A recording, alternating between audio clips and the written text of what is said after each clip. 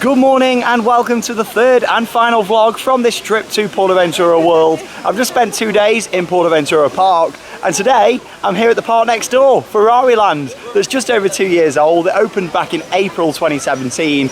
Me and Charlotte were actually here on the opening day. That was my first visit. I then came back last year with Alex and yeah, this will be my third visit to this park. You know my thoughts on it in terms of a setup. I think it's well done in terms of it's got 2 entrances. It's got one just behind me over here from the plaza at PortAventura World where the fountain is, and it's got another one, you can't see it, but it's just behind these trees that lead straight out of PortAventura Park. So they are well connected. But yeah, you know my thoughts. I think, you know, it would have worked better as another land to the park. But I also see why they wanted to add a second gate. Of course, it's extra revenue, it's encouraging people to stay in the hotels here and also stay longer at PortAventura, isn't it? It's like if this park wasn't here, I'd have probably just done the 2 days in that park, then gone home. But instead, I've spent extra money and coming here for the day. But yeah, I'm looking forward to getting back in. Since I was last here, it's had a bit of work done to it actually. There's a new family area. It opened last year, but when me and Alex came, we missed it by just a few days. And yeah, it includes a few different flat rides and also a new roller coaster, a little junior coaster, which is appropriately called Junior Red Force. So I'm looking forward to getting on that. It's a new coaster credit. Of course, get back on Red Force, the huge coaster you see over there behind me. This is my first ride back on it since going on Top Thrill Dragster actually at Cedar Point. So looking forward to getting on that and just seeing how it rides after doing Top Thrill. It is the tallest and fastest in Europe. I look forward to getting back on there. Along with that, there's a couple of shot towers, a few dark rides, and yeah, it'd be nice just to have a little look around this park again. And hopefully the vegetation's grown a lot more now, all the trees and things. They certainly have here around the entrance area because I thought it looked very plain when it first opened. Obviously it takes time for all that to grow. But yeah, it's probably not going to be the longest of vlogs, but it's definitely going to be my most detailed in this park. I thought I'm going to do a separate video on it, especially now the park's evolved more. There's more to see here in terms of rides. And yeah, join me throughout the day from Ferrari Land. Park hours today, 10:30 till 5, so it's quite a short day here, but I suppose that's just about the right amount of time for the amount of rides what they've got in this park. And also I paid €20 today, about £17 for this, because if you've watched my previous 2 vlogs from in the main park, I said how I got free entry because of having a Europa Park and Blackpool Pleasure Beach annual pass. That actually gets you in for a free day there, so I've literally just paid for a 1-day ticket for here today, so €20 for 3 days of theme parks. I'm not complaining. Just waiting for the rope drop to happen just here, and then it's straight down to Red Force. A little bit of a jog this morning, I think. Let's go.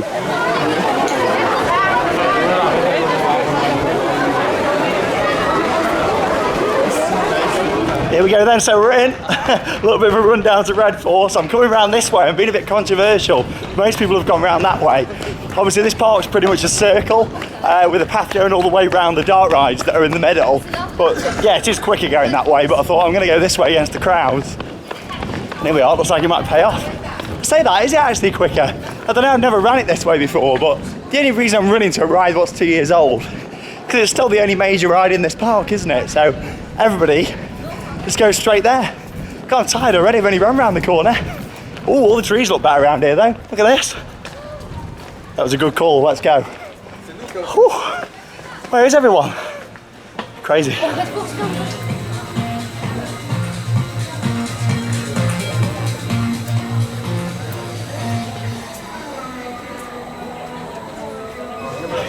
Oh, so I've made it. Loving all the vegetation around here. It looks loads better than it did before. Probably going to be on what, the 3rd train of the day? Not too bad going. There is a single rider queue, but it's a bit silly how it's designed because you have to queue up in all this first and then it sort of splits off at the last minute. Whee! Splits off just there where it says single riders. So yeah, at this point I'm just going to stay in the main queue and hopefully get a front row. You never know, either front or back. I want to see what that rattle's like because last year the rattle had got worse. But yeah, the coaster itself is 367 feet tall. It is huge. It's going to launch us in about 5 seconds to 112 miles per hour. So let's go.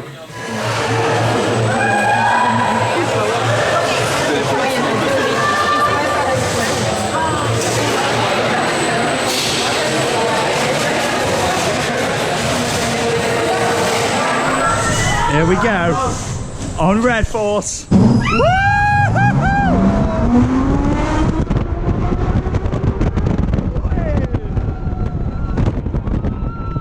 So I'm on row 3, here we go. Woo!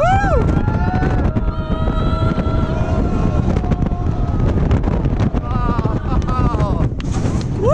Oh, that was good. I tell you what though, compared to Top Thrill Dragster, you really don't feel a lot on that launch. Wow.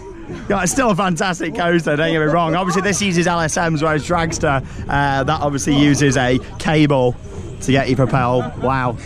Still a fantastic coaster. Straight back round again, I think.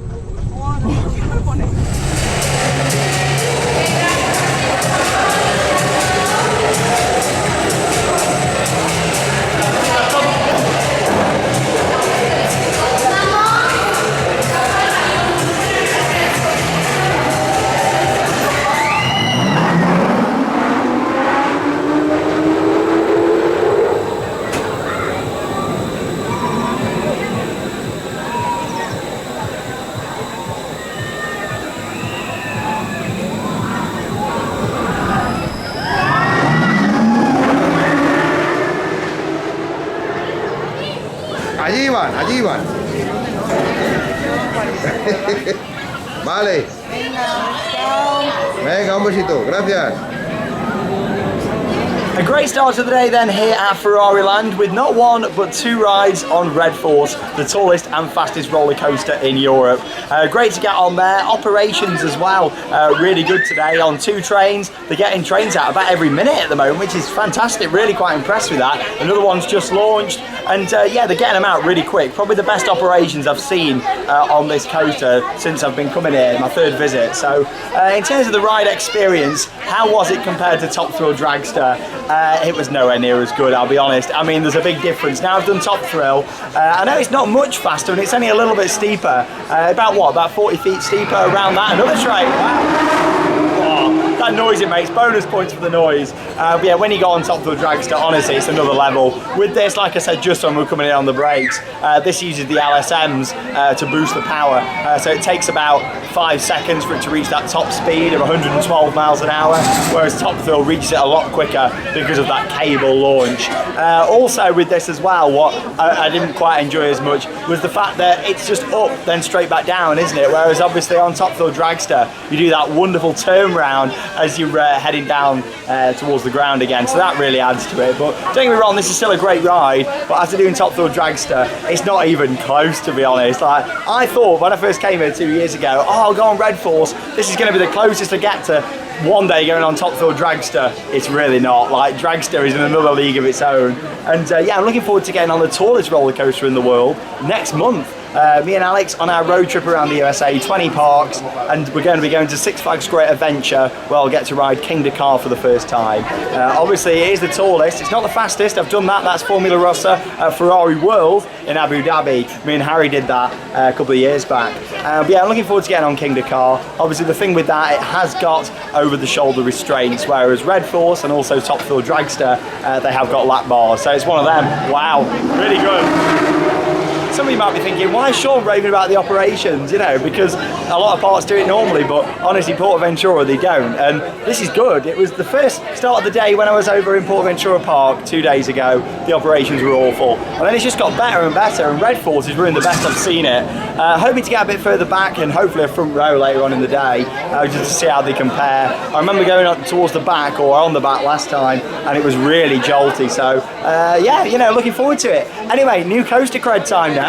It's Junior Red Force and it's underneath Big Red Force. Let's go and have a look. So I did say it when I was running past earlier, but it's really good to see that all the trees have grown. And you might be thinking, Sean, why are you going on about trees? Oh, another one. I love the noise it makes, it's great. But yeah, for me, it's all about the overall experience in a park, and this was built on a former car park, and you can still see the rest of the car park that they actually kept here behind those trees. However, never try and talk over Red Force, I've learned that before. Yeah, however, all these trees have grown quite nicely to sort of block in the park a little bit. You can still see a bit of the car park over there behind the fence, but all these ones here, it's starting to enclose it in a bit more, which is really important because I just don't like seeing outside from when I'm standing in the park. I want to be immersed in it. This park's certainly growing on me. It's getting a lot better, and I like the fact it's had some new rides. Here's Betty Boop. Here we are. I wonder if she's a bit more popular today. Check out that PortAventura vlog to see what I'm going on about there. But yeah, you've got a few different flat rides here. What is the 4 flat rides, I think? So you've got these planes here. All these were opened last April. So they are just over a year old now, but like I say, it was all still under construction when I was here. Yeah, you got this plane ride over here. Just a standard spinning ride. And we've got this drop tower here as well. That looks nice, doesn't it? Because you've got the kids' drop tower, and then you've got the shot towers there, and then that awesome view of Red Force. Probably my favourite view, actually. I do like it from up in the grandstand, though, as well. Oh, it's a lot better around here than it was before. There's Junior Red Force over there. There's another flat ride over there. That's just a cars ride that spins round. Have another look at that in a minute. And yeah, this interesting contraption over here. They do have an acrobatics show, which is on today, 12, 1 and 3 it says, so we'll definitely catch that and get that in the vlog. Yeah, this looks interesting. I don't think I've seen one of these contraptions before. Oh, off it goes. Yeah, this looks a lot better around here now than some other rides. Whoa, that view. Look at that, that's interesting, isn't it? Yeah, I don't think I've ever seen one of those. Very different style ride. But yeah, they've got some extra capacity, I like that. And here it is, new coaster cred for me. Manufactured by SBF Visa, this one. Looks quite nice, doesn't it? Junior Red Force. I do like the Zero car on the front there as well. Also known as the front carriage. Looks nice. It fits in really well, doesn't it? At first when I saw pictures I was a bit unsure of the yellow, but actually I think it works quite well. And there we are, there's that Zero car. Whoa!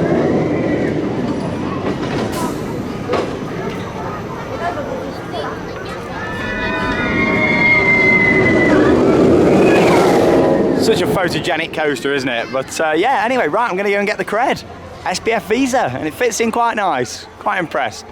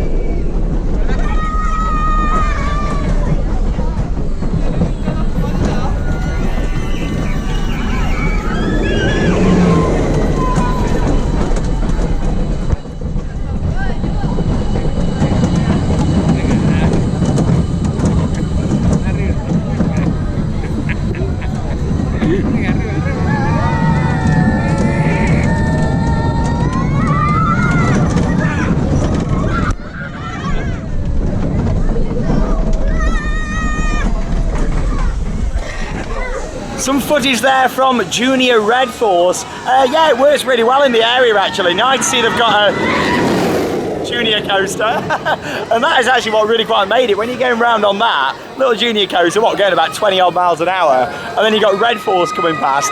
Yeah, it kind of makes it. I really like that bit of interaction. But yeah, I like the train design. I wasn't keen on the colour of the track when I saw photos. One of those that you've got to wait until you come here really, and it fits in quite nicely. I'm a big fan of this family area. The only thing I think it lacks is just a bit of audio, because there's absolutely nothing in the queue line or around the ride in Junior Red Force. It would have been quite nice if they'd have put a soundtrack in, maybe so when the ride gets dispatched, it goes in time with the ride maybe and blasts out all around this part of the park. But yeah, not a bad little coaster that, a little bit jolty, 2-lap special. Yeah, and he waited 5 minutes for it. It's not actually that busy in this park today. I've timed it quite well. My first day in PortAventura Park was relatively busy, busier than I thought. And then yesterday, also in the main park, and today in here, I've been a bit quieter than expected actually. So yeah, can't complain really. We're gonna get some food soon. Nearly been an hour into the day. And yeah, and then I'm gonna get some more rides. Look at that for throughput. Woo! One day I'm going to get a rollback, or at least capture it on camera. Hope so. Here it is. Love it.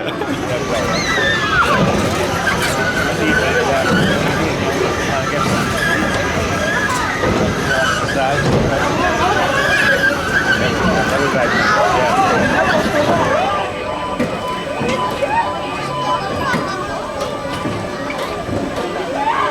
ver, suéltalo, mira cómo va. Ya lo sube. A ver cómo va. ¿Qué? ¡Ay, la tripa!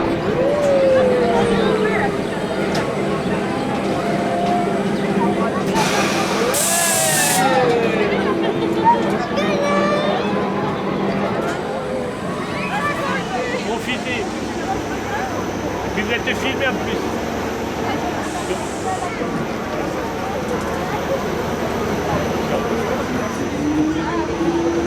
Et attention pour la vitesse!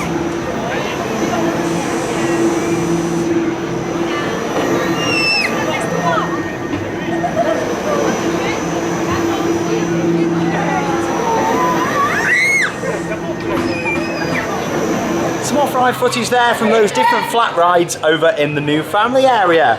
Well, next then I'm going to head inside the main building here in Ferrari Land, which is the Ferrari Experience. That's home to a few different things, including a couple of different rides. You've got one that's not so good and one that's actually really enjoyable. One of them is a flying theatre and it's called Flying Dreams, and it takes you on this journey flying over the world. It's a flying theatre, it's very, very similar to Soaring, Voletarium at Europa Park, that sort of style attraction. And also there's a ride called Racing Legends, which is more of a simulator. You sit in a Ferrari and watch it on a big screen. That's not so good.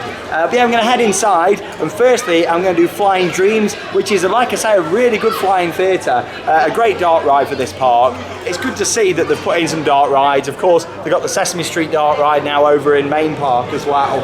So it's really good to see that they're going more down that route now. As 5 years ago, there was nothing other than, well, Sea Odyssey building, what they've been doing over in PortAventura Park, and replacing it with different bits. It was Ice Age, now Dino Escape 4D. It's good to see they're doing more indoor stuff anyway, because on a hot day, it's certainly needed. Anyway, let's go inside, and it's time for Flying Dreams. It's got a nice queue area, this one as well.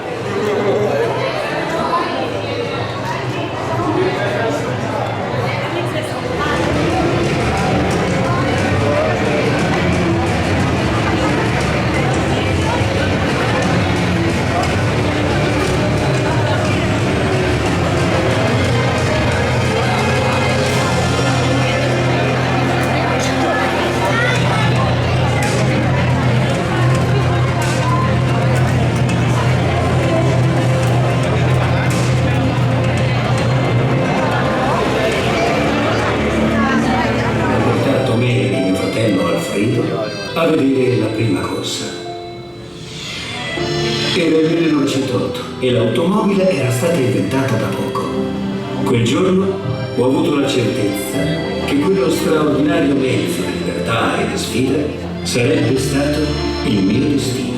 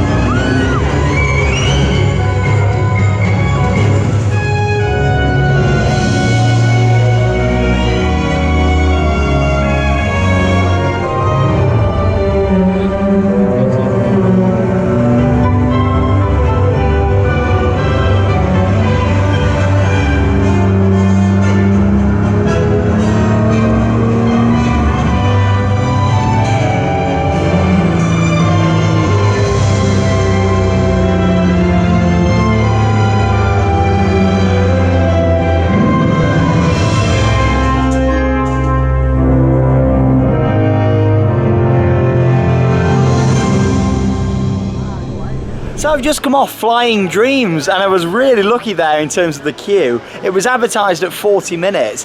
So I thought, fair enough, Flying Theatre is probably worth 40 minutes and it's quite a good one, that. Anyway, it became even better because the ride went down. And you might be thinking, how's that a good thing? Well, it actually worked in my favour because everybody just left the queue when they announced a temporary delay. It was down for maybe 10 minutes.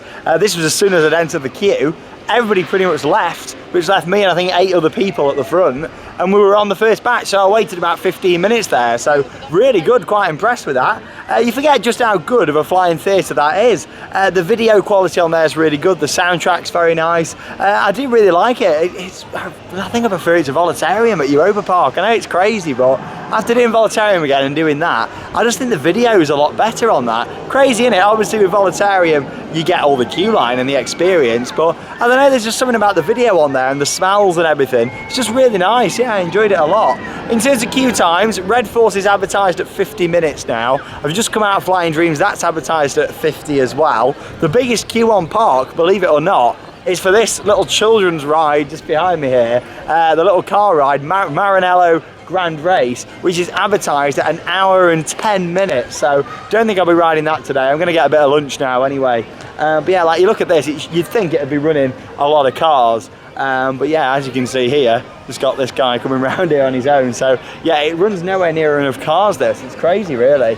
It needs to be more like an Autopia style system, what they've got at the Disney parks, where there's a lot of cars going round and it soaks up the queue. But anyway, I'm going to get some lunch. Food is very expensive in this park, so I'm only going to eat light. As this shuts at 5, I'm going to get some food before flying back. But yeah, there's a few different restaurant options. You've got Pit Lane, which I'm going to. I'll show you the menu actually to give you an idea. Quite expensive. But that's just located here. It's on the right hand side when you walk in, and also there's a sit down restaurant that's really nice down towards Red Force that I have been in before. I'm not going to go there again because it's quite pricey, and I had a bit of breakfast this morning. So I don't fancy a huge meal, just a snack. I'm just going to get some fries. So yeah, you know, in general food, there's a few options here, but there's not absolutely loads. It's not a massive park when it comes to food, but here's the menu.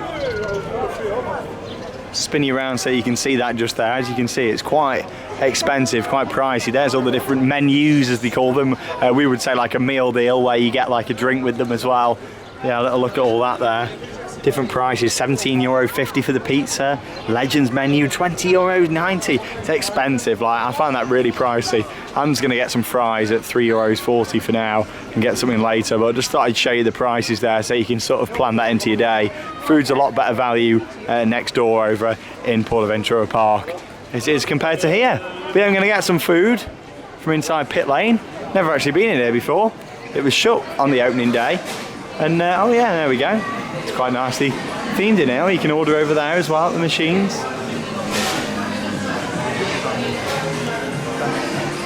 And there we are, a little look at some of the scenery. It's quite nice actually, isn't it? All the different designs are like 70s Ferraris over there, and yeah, it's quite nice actually. Right, I'll get some food and I'll see you afterwards.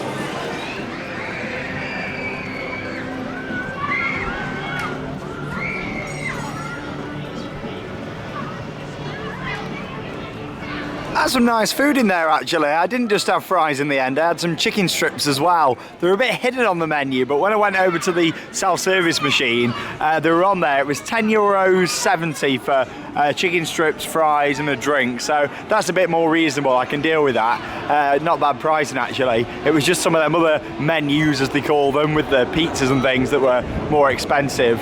Yeah, I know I spoke about this a lot earlier on, but just want to talk again about how this park has evolved in 2 years in terms of the landscaping. Looks so much better now, like all these trees around here. It was just like a big sort of open, flat piece of land when it first opened. You know, it takes time for these things to develop and evolve. It looks a lot better. I mean, you stand here now, the sight lines are so much better than they were back on the opening day in April 2017. There's a kids' play area over there.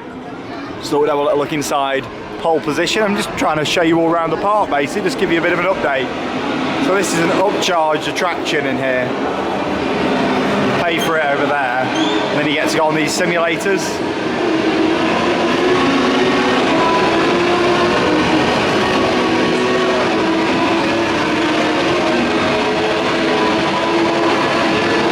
not a big fan of upcharge attractions at all, so I've not done this myself. Moves a little bit, the simulator, not loads, but you're just sitting in front of some TV screens, aren't you, really?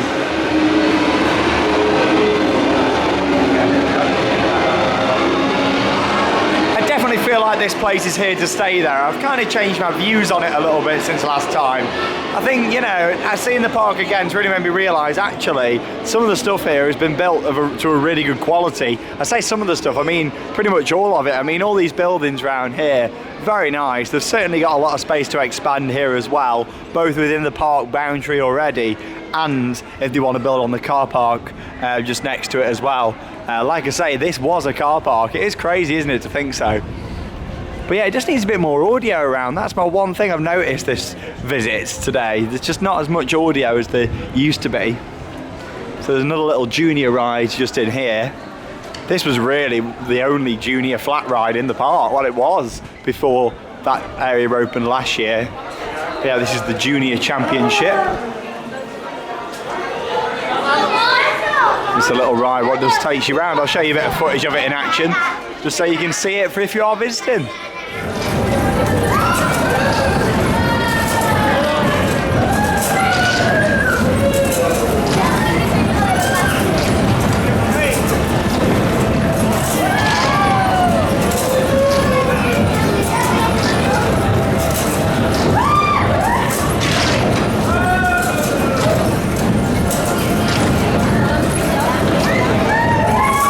Quite a nice little junior ride, that, isn't it? It's like the old American whip rides where you get to the corner and then it swings you round on the side. This is that other restaurant that I was going on about earlier on. Really nice patio area out the front just here as well for eating. All sorts of stuff available. Here's the menu, pizza and pasta. You know, reasonable pricing for a sit-down restaurant. It was just, you know, when you takeaway stuff, you just expect it to be a bit cheaper, don't you? But yeah, for a sit-down, I suppose, you know, 13 euros, 14 euros, you know, for pizzas, 11 euros down there for a pasta, you know, loads of different ones available. But yeah, it's a very nice restaurant. It's not just got the outdoor seating, it's got quite a bit of indoors over there as well. And you get some really good views over towards Red Force, where you can challenge the wind. That's the slogan for that ride. And that's where I'm going now for another ride on it. Show you all these details, but yeah, it's a nice park. It's certainly growing on me a lot more, this park now. It's got some lovely buildings around here. And if the day does come where they do drop the Ferrari branding, it wouldn't be too hard to just change this into an Italian themed section of the park, because you've already got all this infrastructure here, all these buildings. This is the back of the Flying Theatre and the other simulator attraction. Oh. One day I'm going to see it roll back. Yeah, I'd love to. I know there's less chance with it being Alice M's, but I've seen it roll back in testing, but I want to see it with people on. Love to see it from in the park. Yeah, well, this is great, all the Colosseum in Rome. Right, go for another ride on Red Force, show you a few more off-ride shots.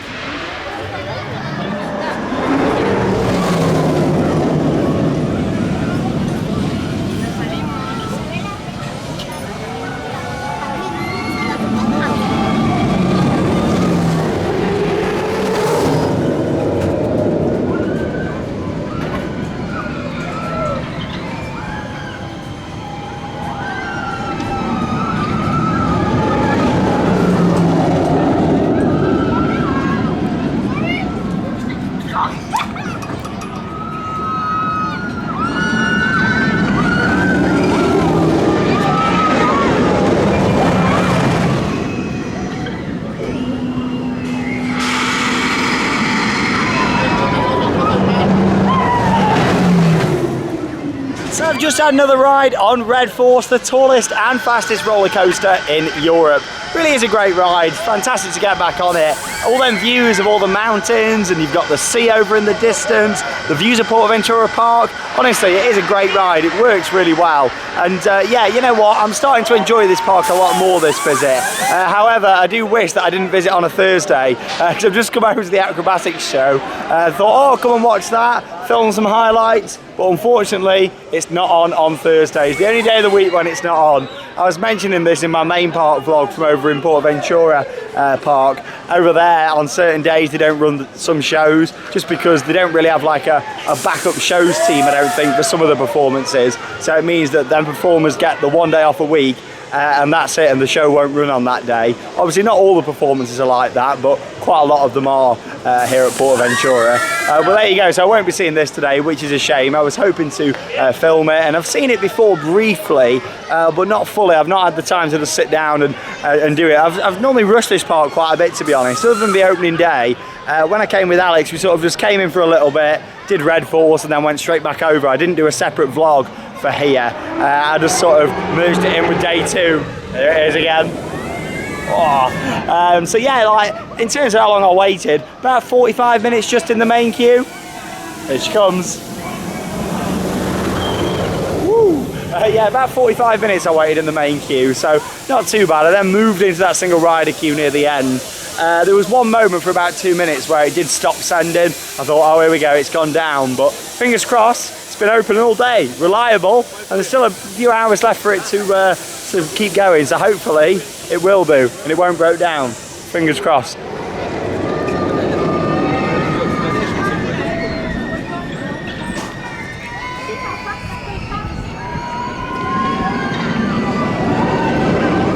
So also here at PortAventura World, you've got these 2 S&S towers. Very familiar to what you might expect to see at a lot of different theme parks around the world. Nothing special about these. One of them is a shot tower. That's the one that's furthest away from me now. And then this one just here in the foreground, that takes you up slowly and then shoots you back down. But yeah, I'm not a massive fan of these, mainly because they just don't really give any force. And I don't think they're worth the queue length, to be honest. I mean, you look at that, a huge cattle pain queue line. It's probably, what, about 3.5 times up and down there, so I'm going to give them a miss. But I have been on these before. There is a video from them here on the channel in the PortAventura World playlist, so make sure you check it out.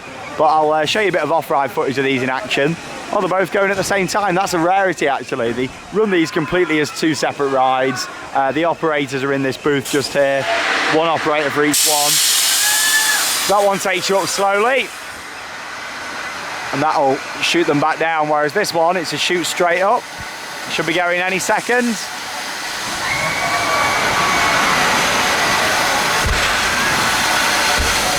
See what I mean? You don't get much airtime on these. It's a shame, really. Just not a massive fan of them. I don't think they're worth the queue length at all.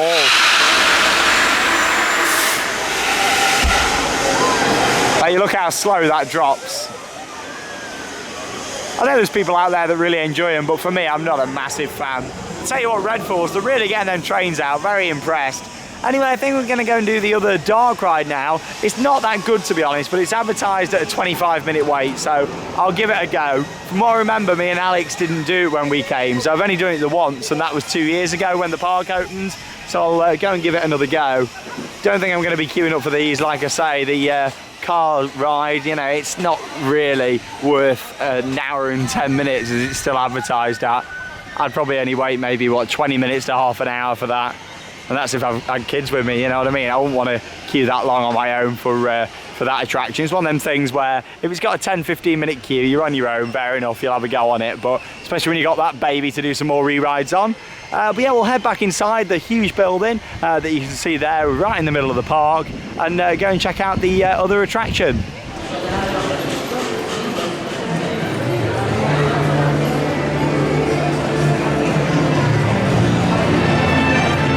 So the queue line for Racing Legends is actually in the same show building as that of Flying Dreams. So you've got Racing Legends here on the left-hand side, and then Flying Dreams over there on the right. It's a good way of making the most of this big indoor space. I don't really mind that. What I'm not a huge fan of is the fact that the pre-show is the same for both of them, and you go into a building just here behind this screen. What houses the pre-show that you saw earlier on for Flying Dreams is the same for this one, so not a big fan of that. I'm not a big fan of this ride in general, but I thought with it having quite a short queue, I'll come and give it a go. It's advertised at 20 minutes, but we'll soon see. I've walked through a lot of this cattle pen here, so don't think it's too bad. So let's go for a ride. Racing Legends.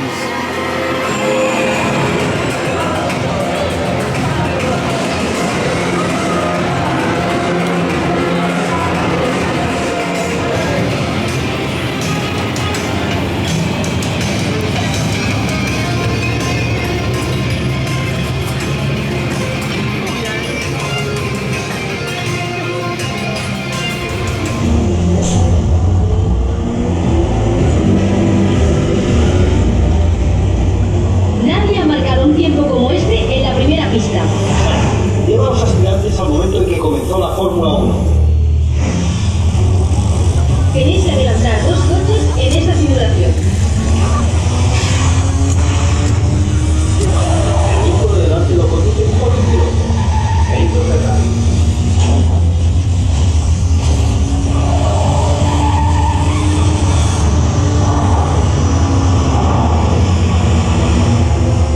Estoy cambiando a Monza, 1970. Os he puesto en la cola del grupo para ver si tenéis las habilidades y el instinto para adelantar.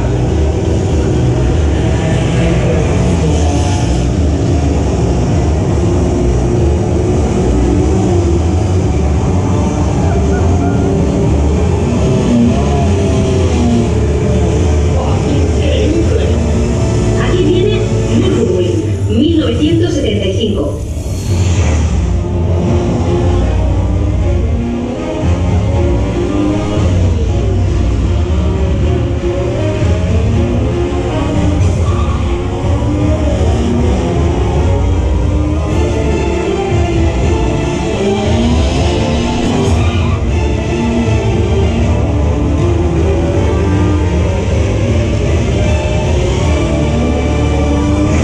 Siguiente, el Grand Prix de Mónaco.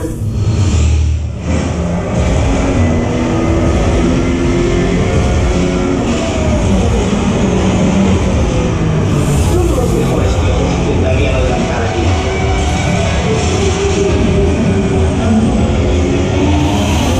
Just had a ride there then on Racing Legends. Not quite as bad as what I remembered actually from opening day. I was just a bit underwhelmed, but maybe that was because I did Red Force and stuff and that was so good. Then I went on that and I thought, oh, it's not that good at all. But yeah, actually, it's not too bad of a simulator. It's got quite a high throughput, but the way they operate it with all them pre-shows just doesn't work in my opinion. They could run it so much more efficiently.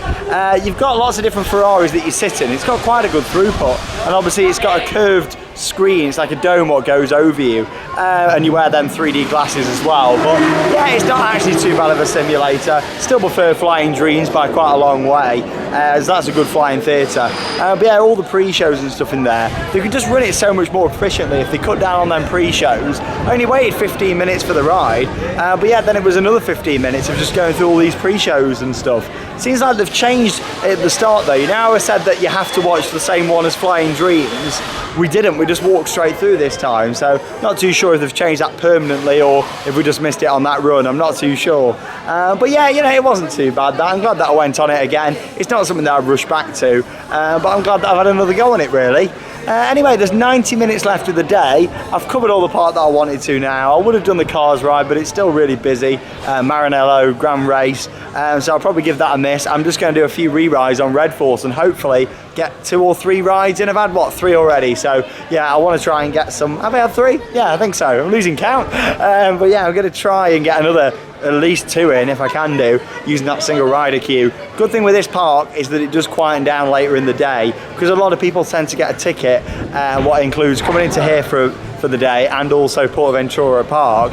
It means that a lot of people come in here first, do Red Force and a couple of the other rides, and then they go off into the other park. So it is quite a good time to come in here. I mean, you look at this now compared to a few hours ago, much quieter. So hopefully we'll be able to get a few re-rides in on Red Force.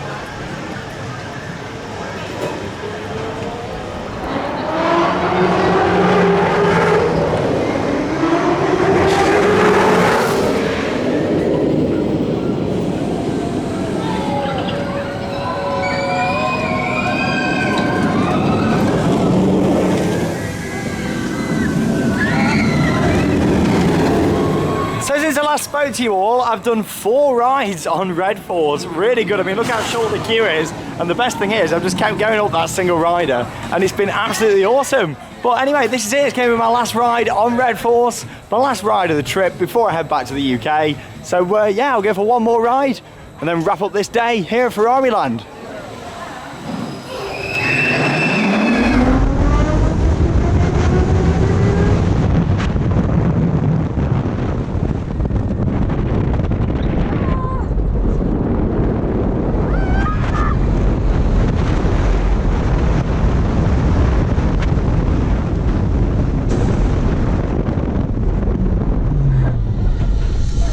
Finally, I've been waiting all day for it, but I got that front row ride on Red Force, and it was great. On the front, honestly, you really feel the forces a lot more, and you do have to wear goggles on the front row. You might remember that viral video a couple of years ago when it opened. A pigeon hit a guy on the front. I'm laughing about it, but honestly, it must have been a lot of pain for that guy, honestly. You imagine going that fast and then being whacked by a pigeon, and all the way around the ride, he was covered in blood and everything. Honestly, if you've not seen it, check out that viral video. Just type it on YouTube, like Red Force pigeon, and you'll see it. But yeah, you've had to wear goggles since then, and that was when the ride opened, that happened. So since then, that rule has stayed in. But yeah, nice front row ride. So yeah, I've had plenty of rides now. I think 9 rides on Red Force today, so can't complain with that at all. Gonna wrap up the vlog and have a little look inside the Ferrari Land store. Hey, I tell you what though, this is a bit cheeky of PortAventura.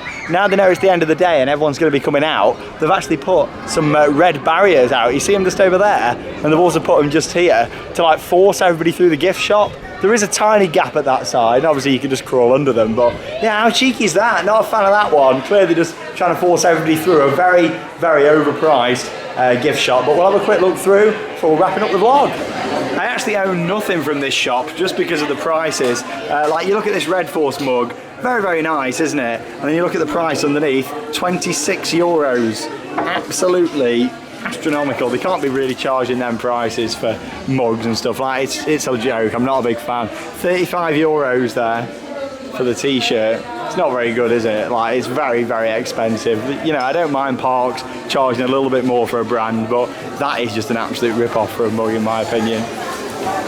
Got some bags and stuff down here. Like, how much is one of these bags, for example? 24 euros for one of those. Like, who in the right mind's going to pay for it? No wonder they're having to send people through it, because you got to be mad to buy something from this gift shop. Honestly, it's crazy. There's some decent stuff, but I would never pay them prices.